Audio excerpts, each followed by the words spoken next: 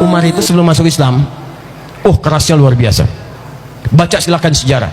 Umar tuh punya dua hobi. Satu, ngasah kekuatan, nantangin orang di setiap bukit. Paling favorit Jabal Kubais yang sekarang atasnya Istana Raja. Samping Zamzam, Sofa, ada kemudian tempat ngasih makan burung, ada jalan. Itu Jabal Kubais tuh. Itu hobinya Umar, naik ke Jabal Kubais. Dia bilang, siapa yang merasa kuat, berani dengan saya, maka naiklah ke Jabal Kubais ini, kita akan berduel. Tapi sebelum duel, pamit dulu pada ibu yang telah melahirkannya, karena dia akan pulang tanpa nama Umar. Di tangannya gatal kalau tiap hari itu nggak tanding. Kalau sekarang ada yang coba jadi jagoan, jalan-jalan, nantangin orang, dia telat 15 abad yang lalu sudah ada yang seperti itu, lebih jagoan.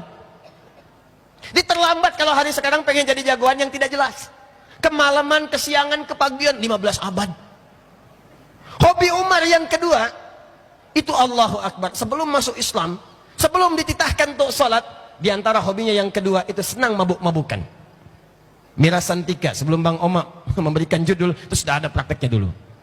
Umar paling minimal 5 kali dalam sehari mabuk.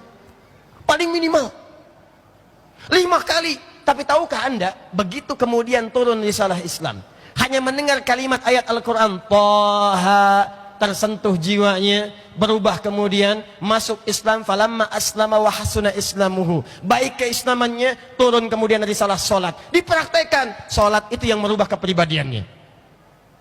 Yang tadinya kerasnya berubah menjadi tegas pada setiap kemungkaran, tapi sangat lembut dalam setiap kebaikan. Bahkan ketika diangkat jadi khalifah, maka beliau termasuk orang pertama yang dicatat dalam sejarah pernah senang belusukan dalam setiap kesempatan, makan mendatangi rakyatnya.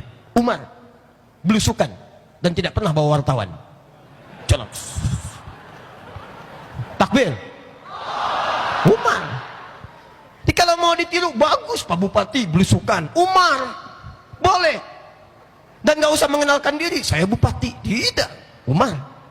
Khalifah lewat, seorang ibu sedang kesulitan, anaknya kelaparan, ibunya pura-pura masak karena tidak ada makanan, batu digoreng, minyaknya apa, tanah, goreng-goreng pakai syair.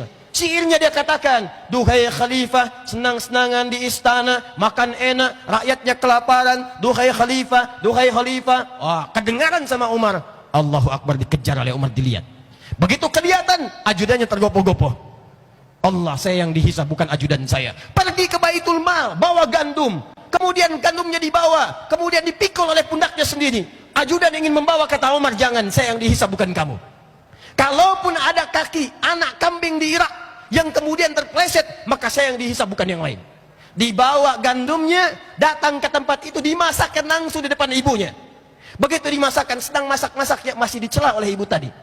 Dasar khalifah, senangnya di istana, makan enak, yang masakin orang lain. Dan Umar gak pernah bilang, Bu, saya khalifahnya. Tidak. Sampai kemudian jadi makanan, disuapi anak-anak itu, dibangunkan dari tidurnya, dan tidak memperkenalkan diri tentang dirinya. Bagaimana transformasi kepribadiannya berubah ketika diturunkan risalah salat. Berubah pasca Nabi wafat, luar biasa. Dan tahukah anda, ayat mirasantika, terutama minuman keras dan khamar. Khamar itu kullu ma yakhmurul aqla, sesuatu yang merusak kepada akal. Makanya kalimat Qur'annya nggak spesifik ke minuman. Narkotika itu khamar, sabu itu khamar, segala yang bikin mabuk itu khamar. Makanya kalau sekarang ada yang nyabu, ada yang sekarang terlibat narkoba, ada yang sekarang ikutan mirasantika, dia orang yang telat. Dulu sudah ada, dan orang dulu tobat. Begitu tobat, minta kepada Nabi, ya Rasulullah, tolong turunkan, minta kepada Allah ayat-ayat yang melarang khamar, mirasantika, supaya tidak diracuni akal manusia dengan keburukan khamar itu. Mohon kepada Allah. Siapa yang minta? Umar bin Khattab.